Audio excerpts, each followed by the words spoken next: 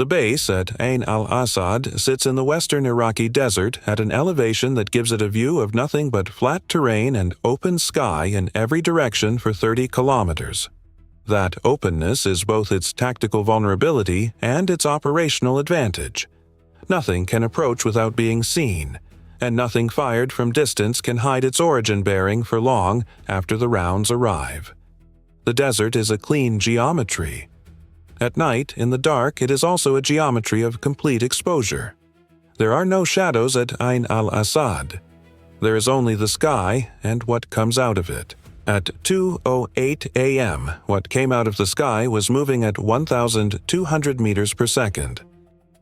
The AN/TPQ-53 Firefinder radar system positioned on the base's northwestern perimeter detected the incoming rounds at 2:08 a.m. and 3 seconds, registering the specific radar return of multiple rocket bodies in ballistic flight at low to medium altitude, computing their origin bearing in the first 2 sweeps of the antenna, and transmitting the alert to the base's Tactical Operations Center before the first round had completed half its flight to impact. The Firefinder's primary function was exactly this: find the origin of incoming indirect fire with sufficient speed to support counter-battery response and give base personnel the warning time to reach shelter. The alert tone in the Tactical Operations Center activated at 2:08 a.m. and 7 seconds. The announcement on the base-wide public address system followed at 2:08 a.m. and 11 seconds, 4 seconds after the alert. 4 seconds consumed by the TOC duty officer's decision confirmation that this was a real event and not a system test. The base's mass notification system had never been triggered inadvertently during this deployment. The 4-second confirmation interval reflected the duty officer's training, not his hesitation. The Patriot battery on the base's northern perimeter had been in heightened readiness since 11 p.m. the previous evening, following a signals intelligence advisory that had characterized elevated Iranian proxy force communication activity in the western Iraqi desert over the preceding 6 hours.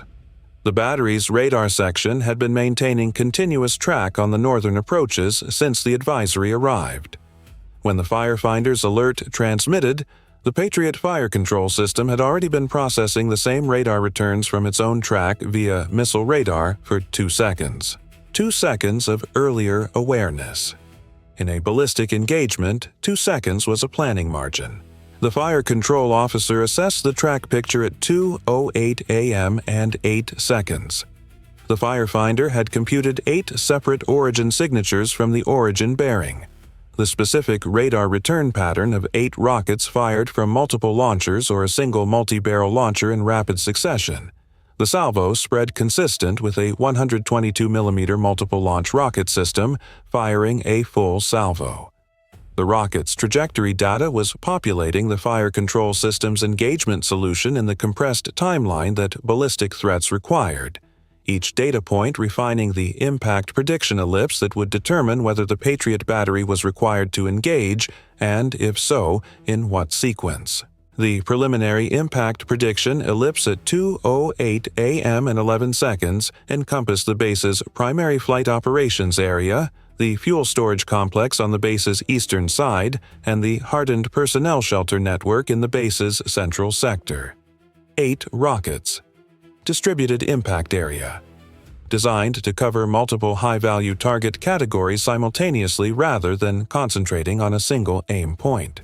The fire control system computed engagement solutions for 6 of the 8 rockets at 2:08 a.m. and 14 seconds.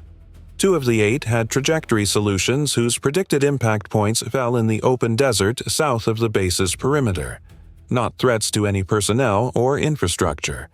6 were on trajectories that would impact within the defended area.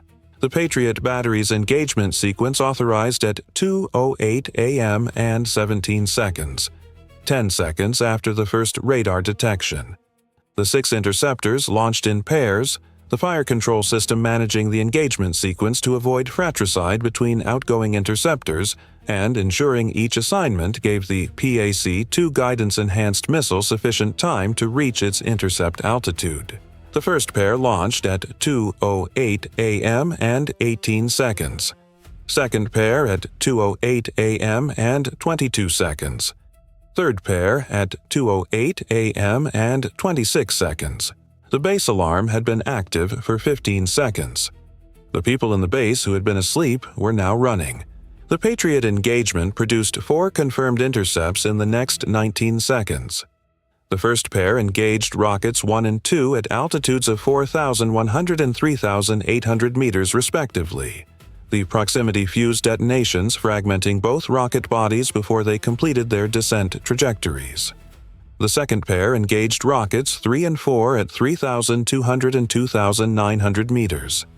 Both intercepts confirmed. Rockets 5 and 6 required the third pair's engagement. The fire control system had assigned the third pair to the 2 rockets with the most threatening impact predictions. The trajectories aimed closest to the hardened shelter network where personnel were converging. Rockets 5 and 6 were intercepted at 2,600 and 2,300 meters respectively. The Patriot battery had engaged 6 rockets. It had intercepted 4 cleanly. Rockets 5 and 6 presented the specific challenge that the GEM interceptors engagement geometry sometimes produced against saturating salvo attacks. The third pair's launch timing, managed to avoid fratricide with the second pair's intercept events, had left a reduced margin between intercept detonation and the rocket body's continued ballistic descent. The intercepts occurred. The rocket bodies were disrupted. But disrupted rocket bodies continue on modified trajectories that are no longer the original ballistic prediction, and the fragment patterns from proximity detonations at 2,600 and 2,300 meters were not equivalent to the complete warhead neutralizations that the first 4 intercepts had achieved. Fragments from Rocket 5's disrupted body impacted the base's northwestern taxiway surface at 2:08 a.m. and 48 seconds. No personnel. No aircraft. The taxiway's concrete surface sustained fragment strikes across approximately 180 square meters of its northern section, damage that was structural but repairable, and that rendered the northwestern taxiway unusable for aircraft operations until the fragment assessment and repair were completed.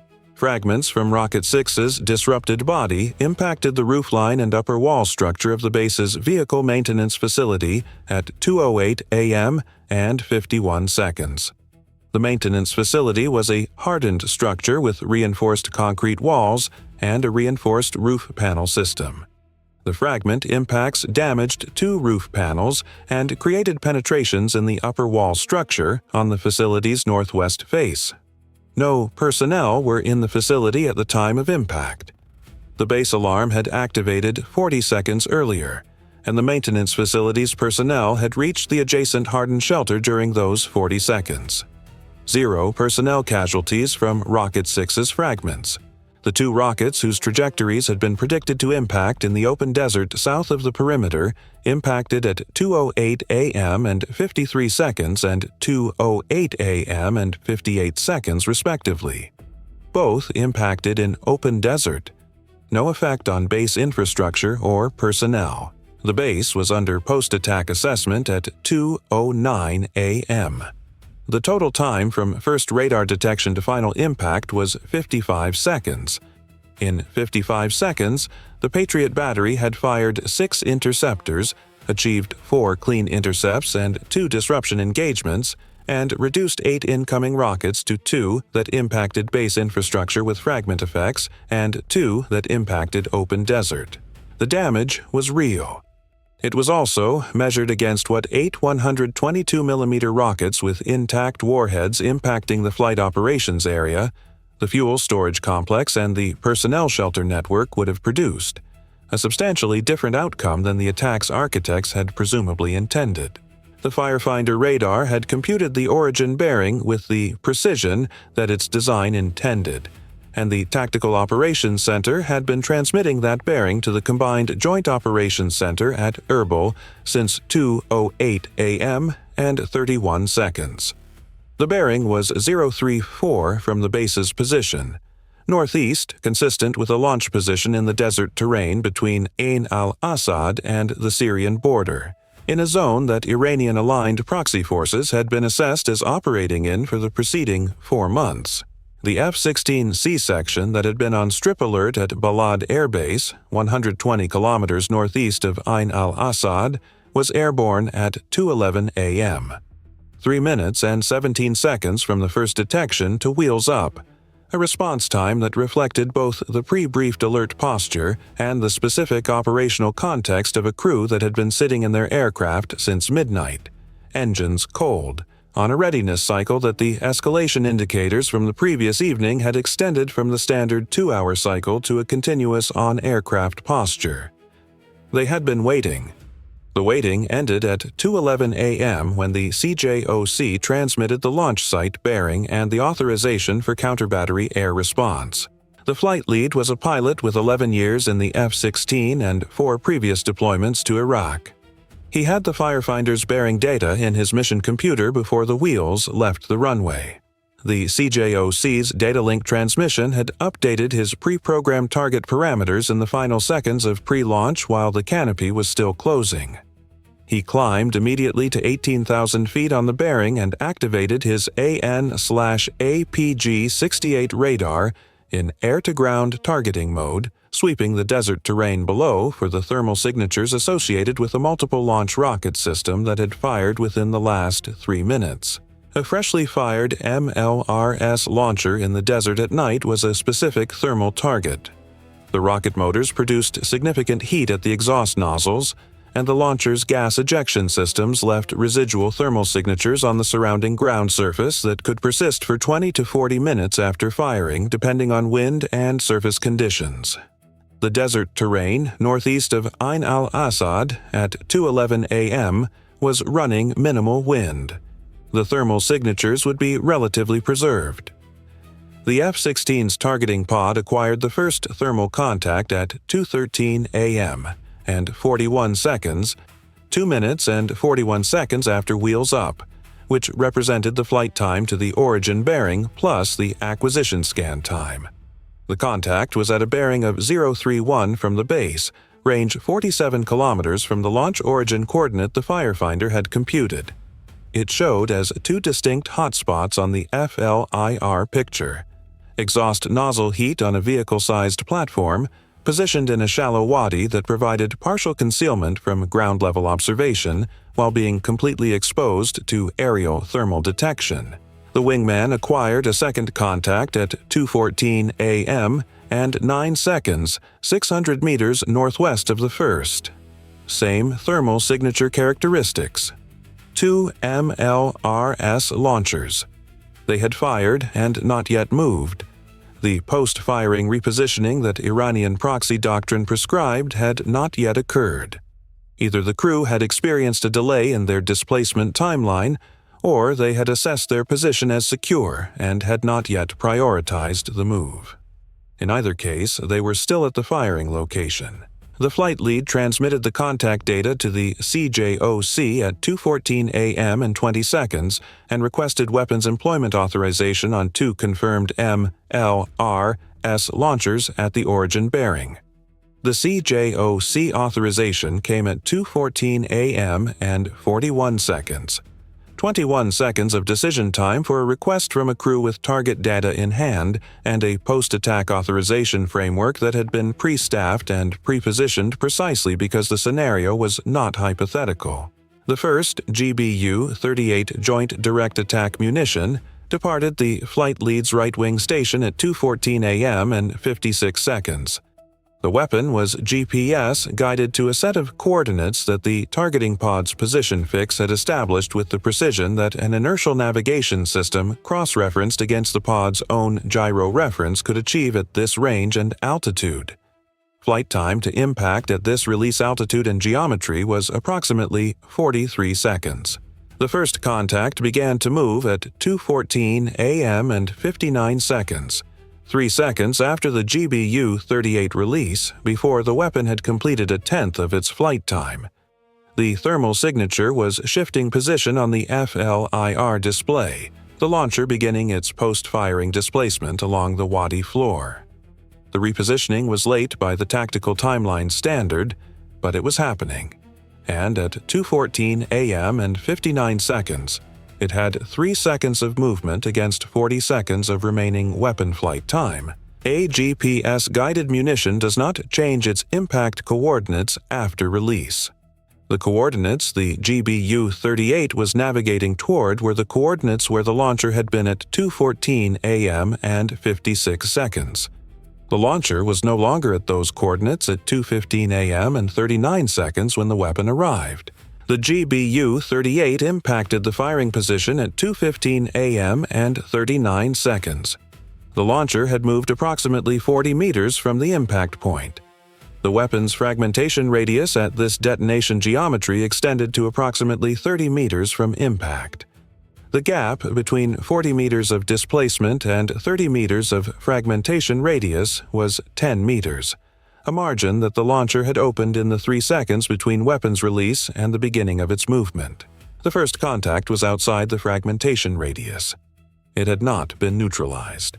The flight lead had the first contact's updated position on his targeting pod at 2:15 a.m. and 41 seconds, 2 seconds after the GBU-38 impact. The launcher was still moving, now at 2:15 a.m. and 41 seconds, approximately 60 meters from the impact point. The thermal signature showing the elevated heat of a vehicle under power moving along the wadi floor at approximately 15 kilometers per hour. The targeting pod was maintaining track. The position was updating continuously. A second weapon employment was possible. He selected his second GBU-38 at 2:15 a.m. and 44 seconds and released at 2:15 a.m. and 49 seconds, with the targeting pod's continuously updated position coordinates fed into the weapon's GPS guidance system at the moment of release. An employment mode that used the target's current position rather than a pre-stored coordinate set, producing a guidance solution that accounted for the target's movement vector. The weapon arrived at 2:16 a.m. and 32 seconds. The launcher was at 140 meters from the original firing position, still moving at 15 kilometers per hour along the wadi floor. The second GBU-38 impacted 11 meters from the launcher. The fragmentation radius at this impact geometry was approximately 30 meters.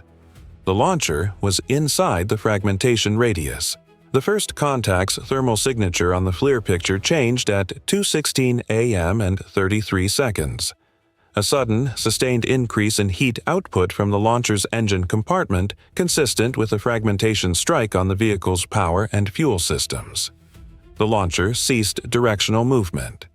Its thermal signature continued to brighten for approximately 90 seconds as the secondary thermal effects of the fragmentation damage developed. The first MLRS launcher had been rendered inoperable. The wingman had been tracking the second contact throughout the first launcher's engagement. The second contact had also begun moving at 2:15 a.m. and 12 seconds, 13 seconds after the first contact began displacing.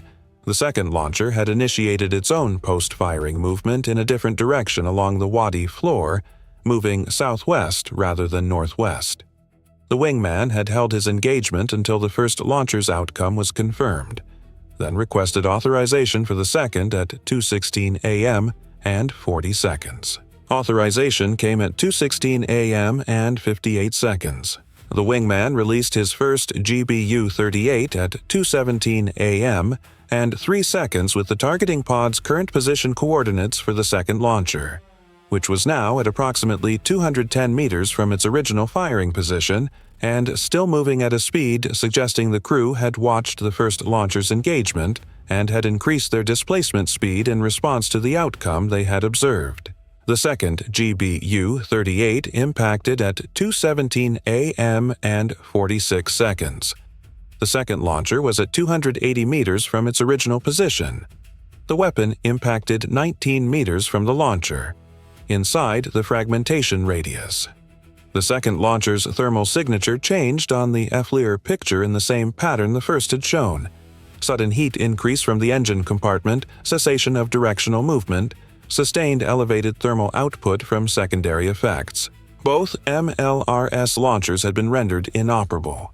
The total time from the first rocket impact at Ain al-Asad to the second launcher's neutralization was 8 minutes and 38 seconds.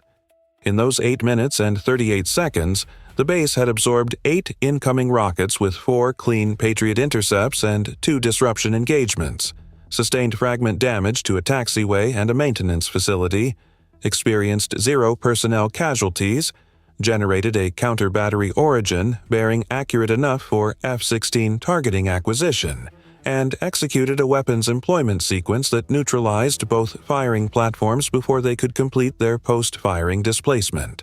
The post-attack base assessment was completed at 3:30 a.m.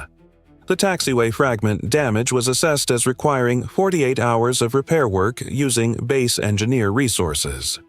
The maintenance facility roof and wall damage was assessed as structurally intact with repair priority behind the taxiway. All base systems – power, water, communications, aviation, fuel supply – were confirmed operational. The flight operations area, which had been in the Patriot's primary protected zone and which the attack's trajectory analysis suggested had been a primary aim point for at least 3 of the 8 rockets, showed no damage of any kind.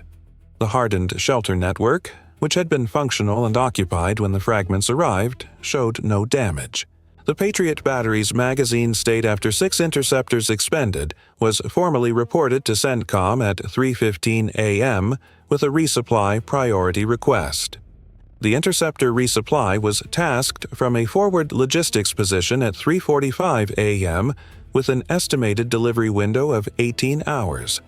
The battery operated at reduced magazine capacity during that 18-hour window. The reduced capacity was documented and the operational risk was accepted because the base's mission requirements did not stop for a resupply timeline. The signals intelligence assessment of the attack was completed at 5 a.m. and produced 2 findings that were distributed immediately to the planning community. The first finding was the pre-firing reconnaissance. The attack's trajectory analysis established that the 2 launchers had been positioned to place their combined salvo across the specific target set. Flight operations, fuel storage, shelter network, with a distribution accuracy that required pre-surveyed firing positions or real-time targeting data of considerable precision. A proxy force firing 122mm rockets from 47 kilometers at night against target sets separated by 800 meters of cross-range distance, with a distribution pattern that covered all 3 target categories, had either surveyed its firing positions with GPS precision prior to the attack or had received targeting data from a surveillance asset that could resolve individual facility positions at 47 kilometers range. Neither explanation was reassuring. The second finding was the launcher displacement timing. The first launcher had initiated movement 3 seconds after the GBU-38 release, before the weapon had completed even the first fraction of its flight. 3 seconds was insufficient time to detect the weapon visually or acoustically at this range. The 3-second displacement trigger was consistent with a pre-planned post-fire drill in which the crew initiated displacement at a fixed time after the last rocket's departure regardless of observed engagement, a timing protocol that had nearly achieved the 10-meter displacement margin that saved the launcher from the first weapon. The crew had been trained specifically for this contingency and had executed the drill within its designed parameters, nearly. The Word did significant work in that assessment, and the intelligence officer who wrote it used it precisely. At Ain al-Asad, the first light of the Iraqi desert arrived at 5:47 a.m. in the specific flat gray that preceded the sun's actual appearance over the horizon. The base was operational. Aircraft were on the ramp. The taxiway repair crew had been working since 3:15 a.m. on the fragment damage assessment. The maintenance facility personnel had returned to their facility at 4 a.m. and were conducting their own damage assessment under the supervision of the base engineer. The Patriot battery crew had stood down from their post-engagement posture at 4:30 a.m. to the standard watch rotation, the fire control system maintaining its track on the northern approaches with the same patient attention it maintained every hour of every day of every deployment, in the specific and unglamorous continuity of readiness that made the 55-second engagement possible when the 55 seconds arrived. The F-16 section had recovered to Balad at 3:22 a.m. The flight lead had completed his post-flight systems check, submitted his weapons employment report, and signed the accuracy confirmation on the targeting data that would go to the battle damage assessment process. He had then gone to the intelligence debriefing room and spent 45 minutes walking through the engagement timeline with the intelligence officer who was building the post-strike assessment. The question the intelligence officer spent most of those 45 minutes on was not the weapon impacts. It was the 3-second displacement interval on the first launcher, the trained reflex that had nearly saved the vehicle from a weapon that was already in the air. He wanted to understand it precisely because understanding it precisely was the only way to ensure the next engagement accounted for it. The flight lead answered every question with the measured, factual precision that the debriefing process required. He had done his job in 8 minutes and 38 seconds over the Iraqi desert. The intelligence officer's job would take considerably longer. Both jobs were necessary. Neither was sufficient without the other.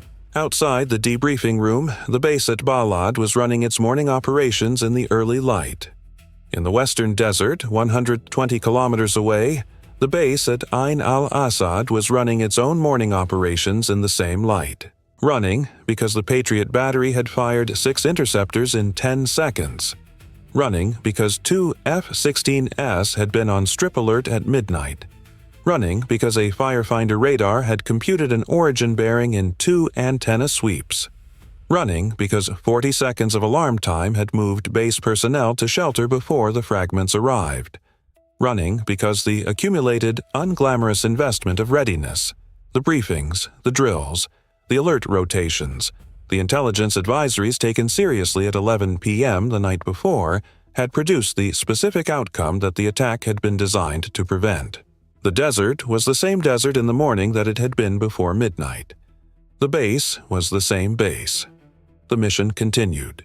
That is what readiness looks like when it works. It looks exactly like the morning after, when everything that was supposed to be operational still is.